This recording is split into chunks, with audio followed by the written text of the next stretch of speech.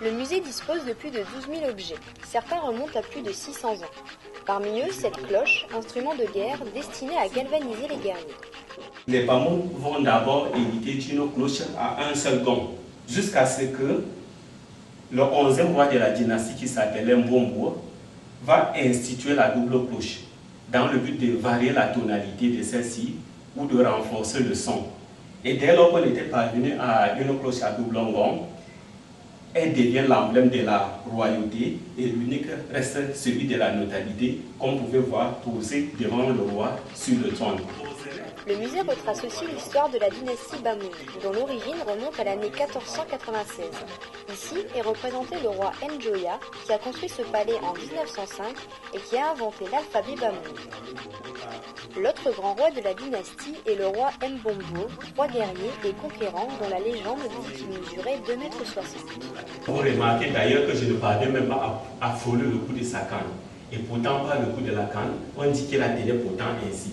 Et c'est donc par rapport à sa taille qu'il a été représenté, puis c'était un géant de 2,60 m. Ainsi, il est représenté par rapport à sa taille. Dans la salle voisine, on peut voir une des toutes premières statues perlées Bamileke.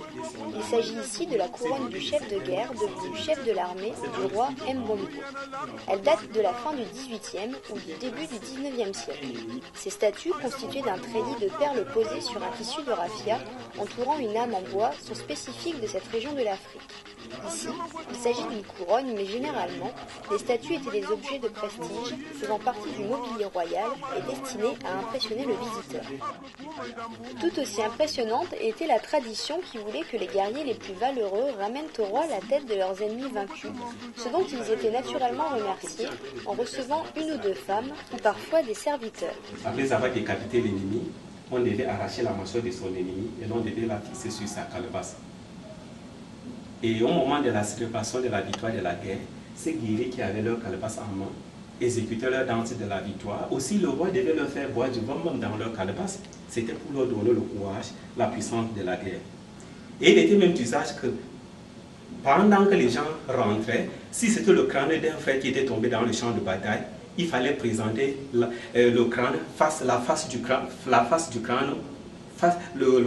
face au roi. Et quand il s'agissait plutôt du crâne d'un ennemi, il fallait plutôt présenter la nuque. Vous voyez ici deux de ces calebasses ainsi que le crâne d'un ennemi, qui en fait est une sorte de faux, puisqu'il s'agit du crâne d'un singe dont vous connaîtrez l'histoire lorsque vous visiterez le musée de Kimba.